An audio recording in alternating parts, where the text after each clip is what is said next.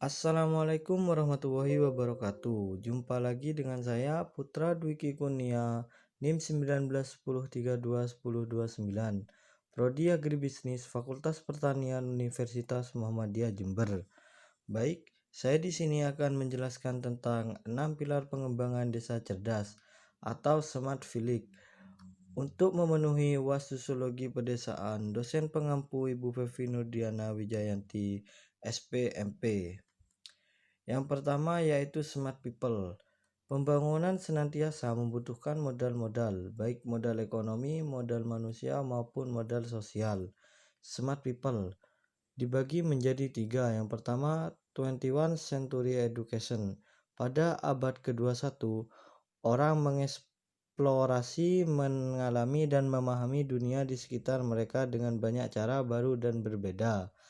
Yang kedua, Inclusive Society. Masyarakat inklusif mendukung untuk memberdayakan dan mempromosikan inklusif sosial ekonomi dan politik semua orang. Yang ketiga, embrace creativity. Kreativitas adalah kekuatan yang mendorong orang ke depan, yang memungkinkan suatu benda atau ide keluar dari tempat yang sebelumnya tidak ada. Yang kedua ialah smart economy. Ekonomi merupakan salah satu pilar-pilar penopang daerah, kota, atau negara. Pengelolaan ekonomi suatu daerah hendaknya perlu dilakukan dengan lebih baik dan terkomputerisasi. Smart ekonomi dibagi menjadi tiga, yaitu entrepreneurship and innovation.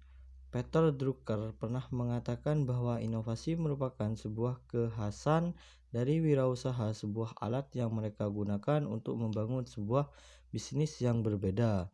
Yang kedua, productivity.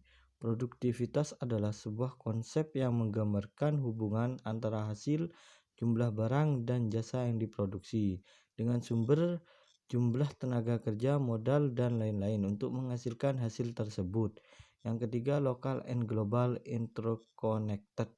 Harus meningkatkan strategi yang tepat agar tidak hanya menjadi pasar bagi pelaku usaha e-commerce dari luar negeri, tetapi dapat memberdayakan industri lokal di tingkat global.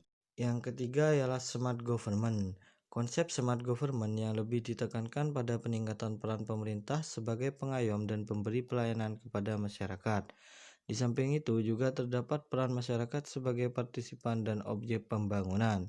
Smart government dibagi menjadi tiga. Yang pertama, enabling supply and demand policy. Kebijakan sisi pemerintah adalah upaya untuk meningkatkan atau mengurangi pemerintah agregat untuk mempengaruhi output. Yang kedua, transparansi and open data.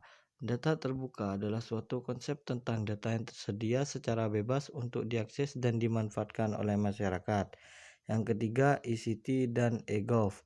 Teknologi informasi dan komunikasi.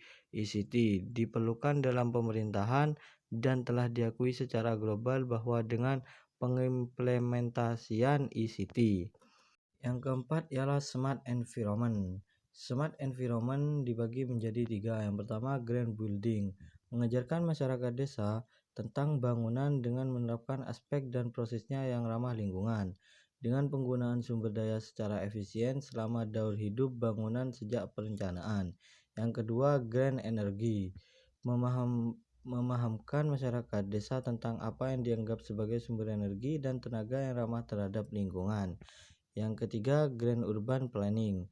Mengajarkan tentang perencanaan kota mencangkup masalah sosial ekonomi bersama dengan tujuan pembangunan berkelanjutan. Yang kelima ialah smart living. Pada smart living terdapat syarat dan kriteria serta tujuan untuk proses pengelolaan kualitas hidup dan budaya yang lebih baik dan pintar. Smart living dibagi menjadi tiga. Yang pertama, cultural, vibrant, and happy. Kita hidup dalam budaya yang hanya terobsesi dengan kebahagiaan. Ucap dari Mas Mahon dalam bukunya yang berjudul Happiness History. Yang kedua, safe. Salah satu kriteria smart living yang berarti suatu ide atau gagasan mengenai bagaimana menciptakan kondisi interior atau lingkungan menjadi lebih efisien. Yang ketiga, healthy.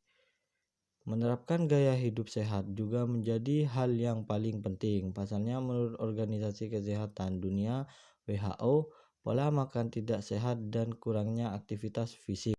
Yang keenam ialah smart mobility. Walaupun terdengar negatif, dorongan tersebut merupakan salah satu faktor yang membuat kehidupan kita semakin baik.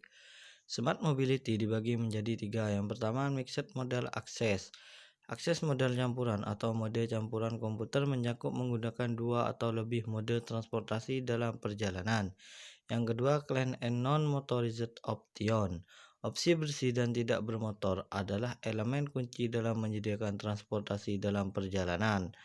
Yang ketiga, integrasi ICT. TIK terintegrasi penyebaran layanan terkait mobilitas. TIK dapat membantu mengurangi tantangan yang disebabkan oleh transportasi perkotaan. Baik, sekian dari saya. Semoga bermanfaat. Kurang lebihnya mohon maaf. Wassalamualaikum warahmatullahi wabarakatuh.